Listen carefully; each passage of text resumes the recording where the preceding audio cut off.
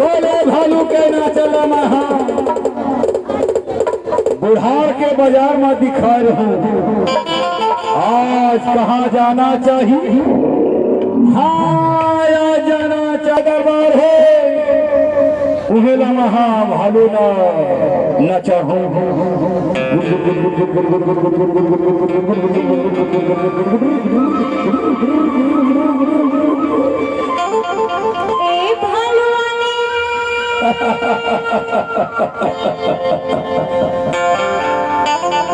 काय मोर छोटे किसानी तोर भालू की नाचे लगी खाना का। अरे नाचा दिखाए बते ये करिया भालूला ये अंसुहा भालूला तोर दूरा माला हम और छोटे किसानी। अच्छा लेकिन एक बात है। क्या बात है? भालूला देखे बर बैठे है कहाँ गावर अपन दूरा बंद करके रखे है। कोनो भिखारी आही ना कैसे तोर दूर में घुर जही कहीं हंसो और कहीं है बता भालू वाले काय बता तू ते अपन भालू ला तैयार कर मैं अपन दूरा ला खोला। एक बार जोर से ताली बजाओ भालू के लिए। मोर भालू हाँ खुश हो जाए। ये मोर छोटे किसानी मोर भालू के नाचा रहते हाँ देख लेना वो ये दिखा देना का। खड़ा हो जा मोर भालू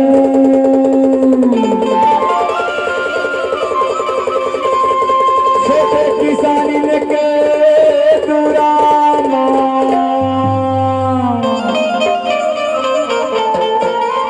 जरा ना चाल दिखा दे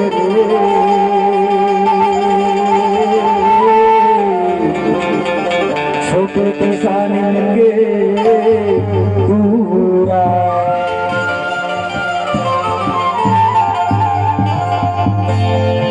खड़ा हो जा भालू ना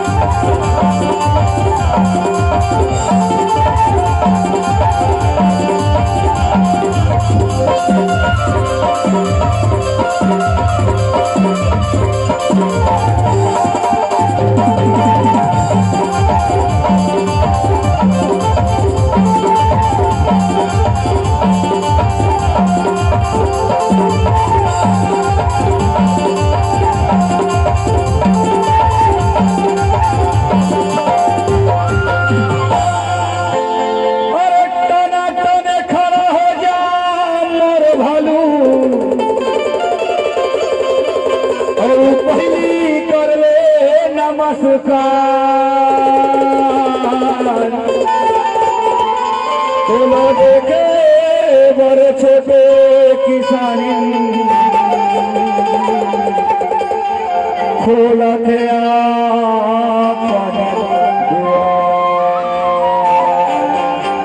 खोला थे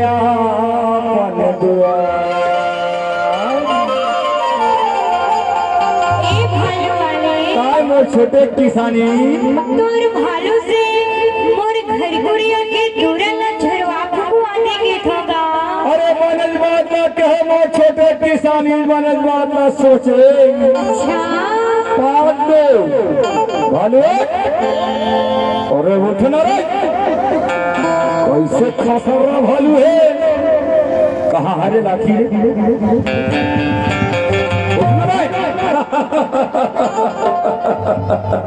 छोटे किसान के दूरा मजा के धूप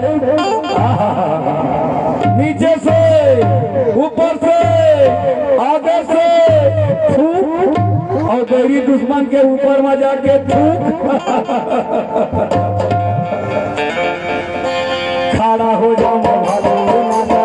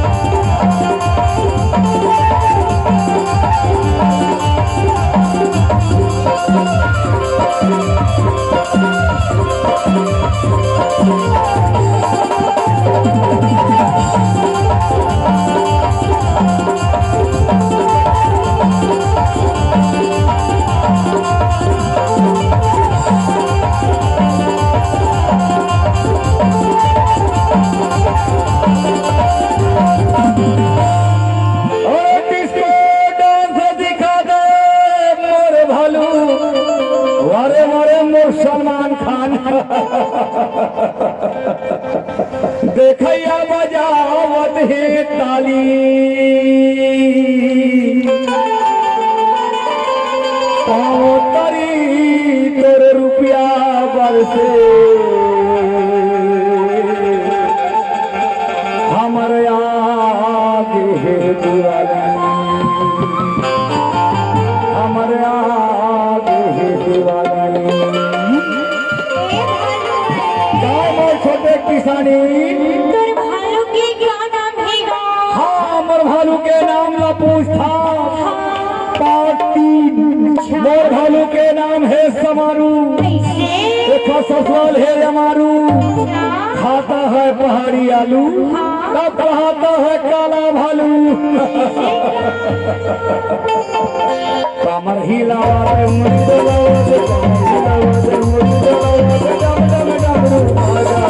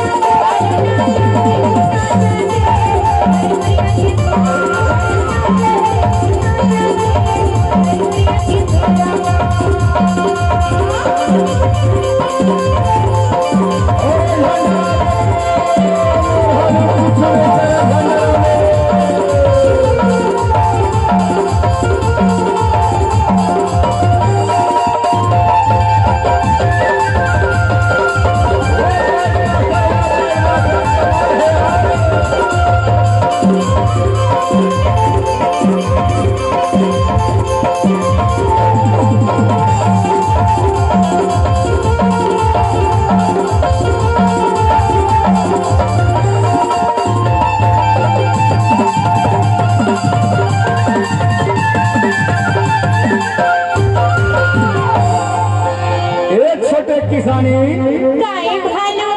महान लखोरिया गाँव आया है। अच्छा भालू के नाता दिखावा था और संगे सोना तहवीज घरो बेचता हो ले लेना वो मोर तहवीज ला कोनो बड़ी दुश्मन के नजर नहीं लगे ना ले लेना मोर तहवीज ला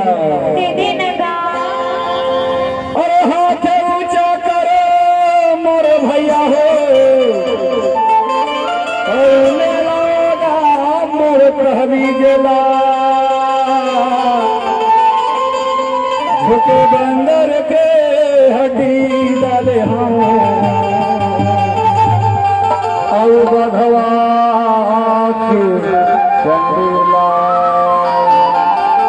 और बधवा चंदेला काय मोर छोटे किसानी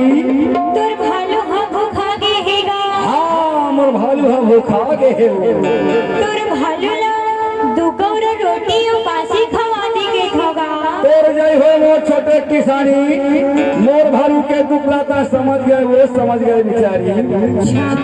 5 4 भालू खाले मौसी तोला आवा थे घासी, तोला हो रे खांसी और देखैया मन आवा थे हंसी। कमर हिलावा